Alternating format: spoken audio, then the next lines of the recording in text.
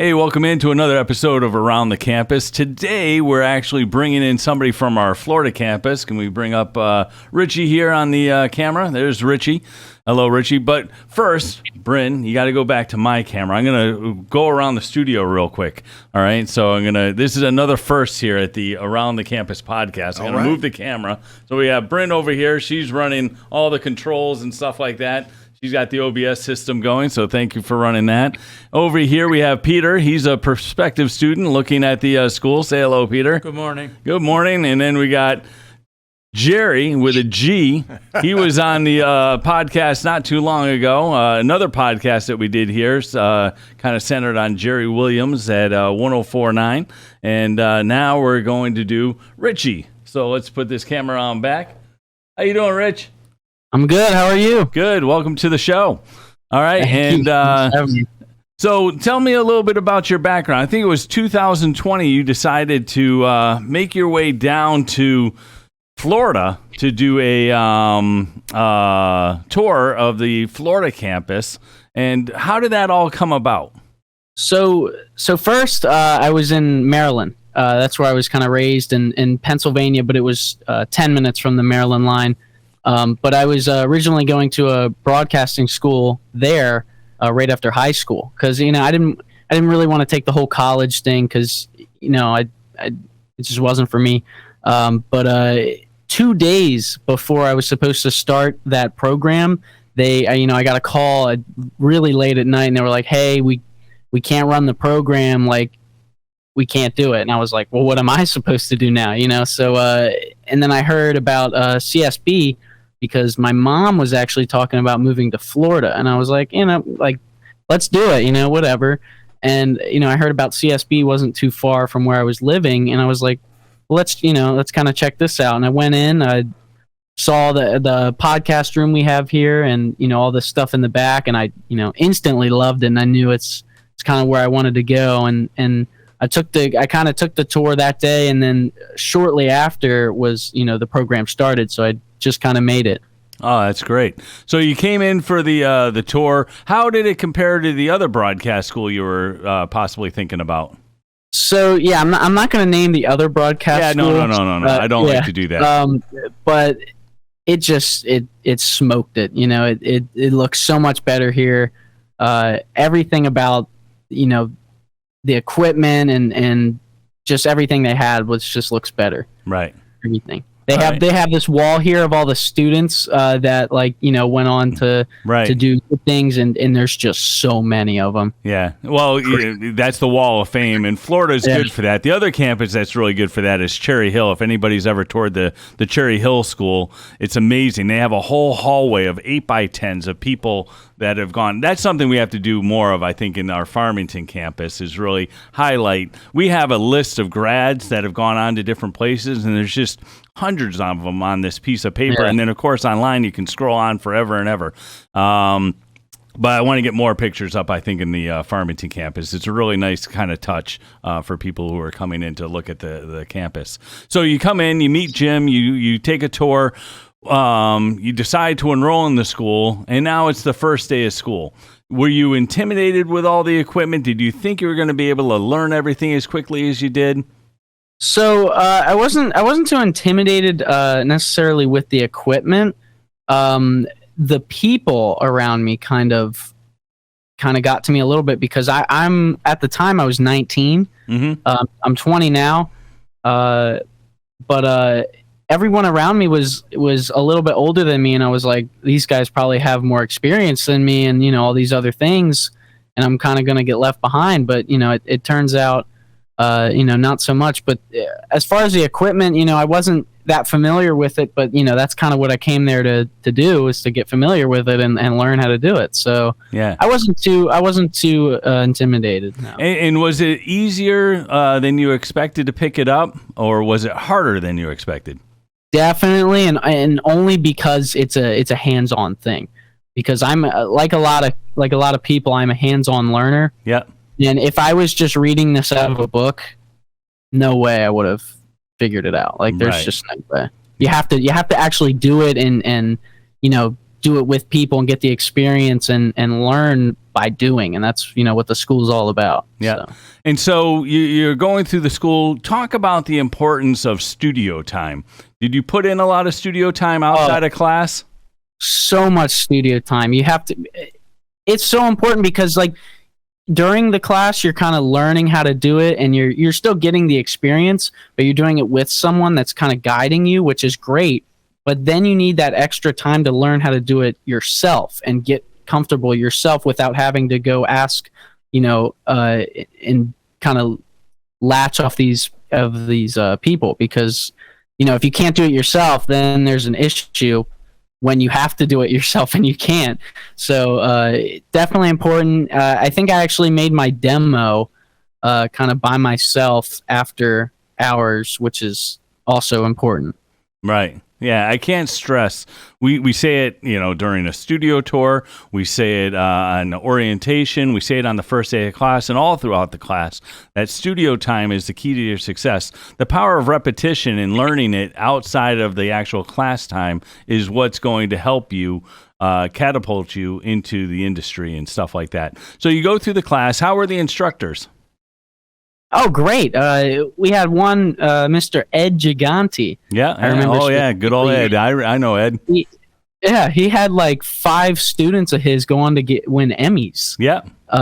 Which is incredible. So, his experience carried over here, fantastic. And that was the guy, I was like mainly learning things off of. We had a few other, we had Jose and Eric from iHeartRadio, who are, also great, but they're just like, they're in the business guys. Like they're in the field. They've been in there for a long time and they really know what they're doing.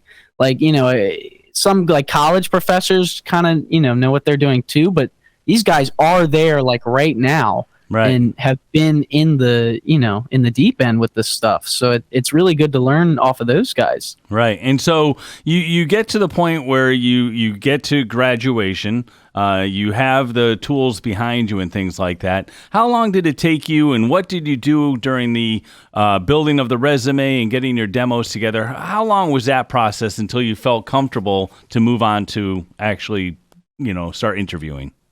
I felt comfortable right away. Jim York had lined me up with a job at the U.S. Polo Association, which I had, barely heard of coming from rural Pennsylvania. But, it's actually the capital, of Florida. It's the capital for U.S. Polo. And it's huge here. Everyone loves it. And it's insane. And I was, I got comfortable with it, right away, to go back to your question. But I had one interview lined up and I got it immediately. They had asked for, an intern part-time for a videographer. And yeah, Jim York lined it up for me. And it just landed kind of in my lap. Like, oh, wow. I built my resume here. I did everything here. Had help from all these instructors, a lot of help from Jim York, and I didn't have to go on any other interview because they got me right away. And they're pretty U.S. Polo's kind of up there. Yeah, and it's growing, I think, isn't it? With all their streaming and stuff like that. So what are you doing with them now? Like, what was your growth like there? It's like just that line that just goes diagonally up, but. Everything is growing there. Content. So what I do, I'm a videographer there. So I go on, do interviews. I go film the games. I do a lot of our social media and just content creation and those kinds of things. And I'm gonna get hired full time, guaranteed in August, which is great, especially not having a college degree yet. So that's fantastic, and it's all kind of thanks to this school because this is where the foundation was. But everything is just looking so great for me and this company and everything else. But yeah. So and then also I moved into the Mets organization, like the New York Mets for all baseball. Right. Yeah. And I work for the St. Lucie Mets, which is in Florida, about 45 minutes away. and I manage all of their social media, and I do the intro video that goes on the board. When the players come out, and everyone loves me there, and I'm even talking to guys in New York. I have a meeting with them tomorrow, which I just never would have thought would happen. And now these guys in New York might want me to do stuff. I had a video play at Citi Field, which is the field in New York. Yeah. So that's huge. And that's really huge. Yeah. So you might actually also move on to the New York Mets then? That's absolutely a possibility. See, that's new information for me. I heard about the polo, but I didn't hear about the Mets. That's pretty cool.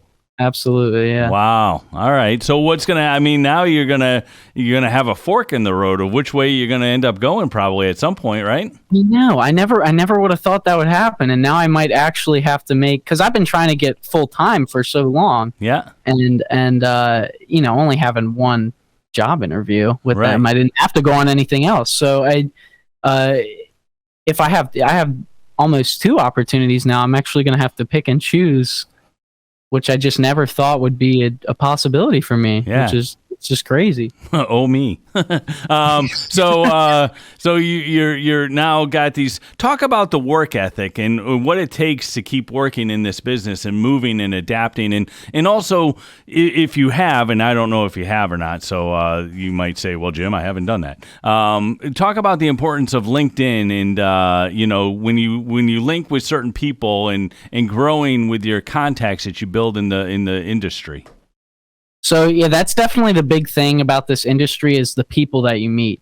You get, like through polo, I met someone that hooked me up with an interview with Jill Zarin, who is she was on the Real Housewives of New York. She's one of those actresses. And I did interviews with her because she has a furniture line.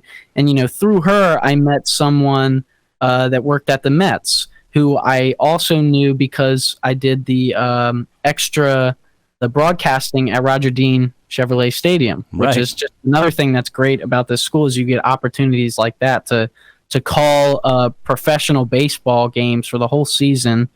Like where else are you going to find that? Like where do you just get that kind of handed to you? But anyways, who I knew through there, and you just meet all these people, and it branches out like the butterfly effect. It just branches out to all these different people. But anyways, going back to work ethic, it's definitely something you need to really like to do. Everyone says if you do something that you really like to do, you'll never have to work a day in your life. And I think that's really important because if you like to do this, you're going to be really successful and you're going to do really well. Because it's not things that you have to do; it's things that you want to do. Building a LinkedIn profile is important. I have a LinkedIn, and I try to put some of my work there that I can without getting in trouble. But I try to put most of my work there so that other people see it. And I've had people reach out to me, and ask me to do things for them, just like little things for $500, which is great, So you just meet a bunch of people through here, and it's just fantastic the way things work out. Well, that's awesome. I'm happy for you. I'm happy for your growth potential. I'm happy that you could possibly have 2 different avenues that you're going to be looking to go in and stuff like that. It's an exciting time and very cool. So somebody's walking down the road and they say, hey, how did you get into this? What would you tell them? What would you, what's your words of advice that you would give somebody about the school if you were to recommend it? You need to definitely check it out. It's CSB is just. I heard the last podcast you did it, and they said it was the oldest broadcasting school, which reminded me. It's just got all this history and all these great people in it, and it's like I don't want to say nationally, but it's known by everyone that I talk to. They're like, I say, oh, I went to CSB, and they're like, oh my God. You went to CSB, like that's a really good school, and it's just check it out, take the tour. If you don't like it, it's not for you. That happens sometimes. But if you're in this industry and you really don't like it, something's wrong because it's got everything for you.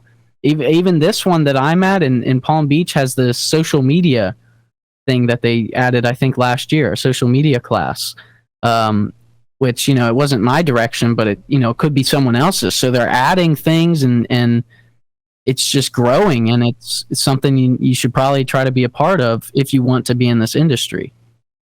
Well, hey, congratulations again. Thanks a lot for being a part of Around the Campus podcast, so and look forward to maybe talking to you in a year and see where you're at.